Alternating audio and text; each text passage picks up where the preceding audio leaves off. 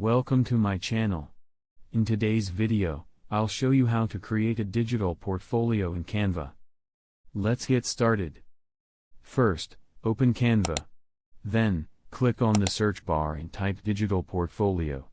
After that, press enter. You'll now see many digital portfolio templates. If you want to explore more options, click on the See More button to view additional templates. Next, choose any template you like and click on it. Then, click the Customize this template button. A new editing window will open with your selected template. Here, you can edit the text, replace images, change colors, and customize any part of the portfolio to match your needs.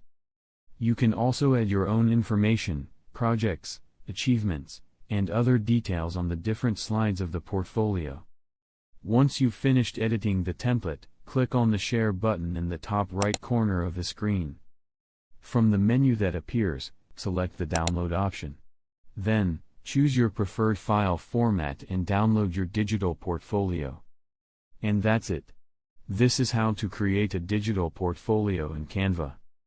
If you like the video, like, subscribe, and press the bell icon for more helpful tutorials.